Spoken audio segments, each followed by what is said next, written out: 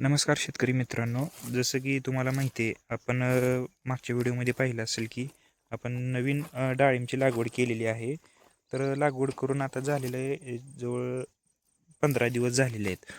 तर पहा, रोपांची सेटिंग, रोपं अशा पद्धतीनं सेट झालेली. पण आता थंडीच्या दिवसामध्ये डाळिंबाला प्रॉब्लेम येतो, म्हणजे एकतर मावा, चिकुटा आणि ॲफिड्सचा अटॅक. तर तुम्ही पाहू शकता, हे आपल्या प्लॉटवर अशा पद्धतीनं, आता तुम्हाला लहान दिसतंय का?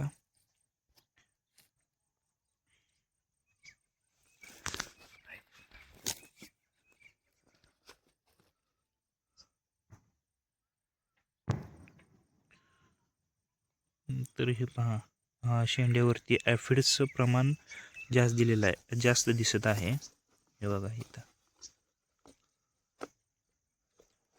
असं आहे. तर थोडा चिकुटा पण दिसून आहे, कुठं मावा वगैरे. तर अशा पद्धतीनं आपल्या प्लॉट डाळिंबच्या झाडांवरती, शेंड्यावरती असा ॲफिड्सचा अटॅक झालेला आहे.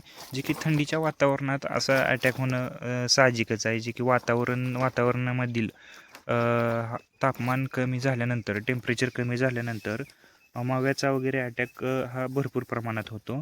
त्यातली त्यात डाळिंब पिकावरती ज्या शेंड्याकडला भाग आहे कोवळा, तर अशा ठिकाणी याचा अटॅक भरपूर होतो. तर अशा कंडिशनमध्ये आपल्याला या रोगावरती नियंत्रण करण्यासाठी आपल्याला काय करावं लागेल? कुठलं कीटकनाशक फवारावं लागेल किंवा कुठलं बुरशीनाशक घ्यावं लागेल? तर ह्याच्याबद्दल आपण थोडी माहिती घेणार आहे.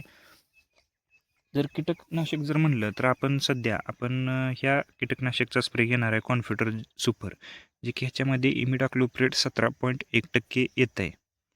तर हे झालं कीटकनाशक. आणि दुसरं म्हणजे बुरशीनाशकमध्ये आपण आमिस्टर टॉप, ॲझॉक्झिस्ट्रॉबिन, हे याच्यामध्ये ॲक्टिव्ह इन्ग्रेडियंट येतोय. तर ह्या बुरशीनाशकचा आपण त्याच्यामध्ये स्प्रे घेणार आहेत. आणि तिसरं म्हणजे जे की सफायर कंपनीचं बबलिन, हे या टॉनिकचा आपण स्प्रे घेणार आहे.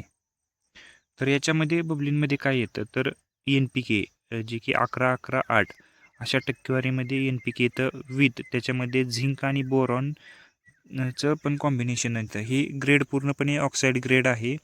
आणि याच्या स्प्रे घेतल्यानंतर पिकामध्ये जे काही स्ट्रेस वगैरे असतील ते पूर्णपणे रिलीज होते आणि वाढ पण चांगली होती. याच्यात NPK पण असल्यामुळे वाढ पण याची व्यवस्थित होते.